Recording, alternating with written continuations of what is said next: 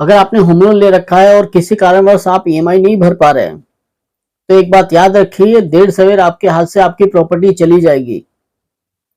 इससे बचने के लिए आपको करना क्या है, अगर आपको लगता है कि आप ईएमआई नहीं भर पाएंगे, तो सिंपल सा रास्ता है, आप अपनी प्रॉपर्टी को, इससे पहले बैंक कोई एक्शन ले, आप अपनी प्रॉपर्टी को खुद ही बेच दीजिए और बैंक के साथ बात करके वन टाइम सेटलमेंट कर दीजिए।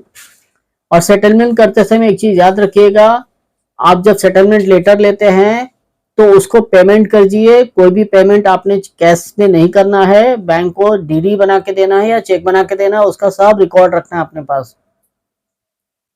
और अगर बैंक ने आपका फिजिकल पोजीशन ले लिया, जितने में उनका लोन रिकवर हो जाता है उतने में वो प्रॉपर्टी बेच देगी। इससे पहले बैंक प्रॉपर्टी बेच दे, आपने खुद अपनी प्रॉपर्टी बेच देनी है। और आपको लगता है कि 4-6 महीने में आपके पोजीशन, आपकी स्थिति ठीक हो जाएगी, आप ईएमआई भर पाएंगे, और अगर आपका अकाउंट एनपीए है तभी भी आपको ये प्रॉपर्टी बेचनी ही पड़ेगी। क्योंकि ऐसा नहीं कि 6 महीने बाद अगर आप रेगुलर ईएमआई भरते हैं तो आप एनपीए नहीं है, आप एनपीए ही है।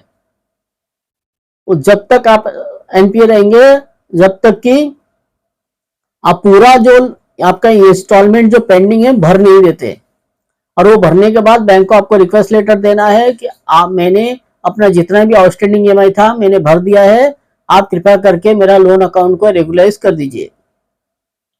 तो आप अगर होम लोन का ईएमआई नहीं भर पा रहे हैं तो आप अभी से सचेत हो जाइए और इस पर तुरंत एक्शन लीजिए।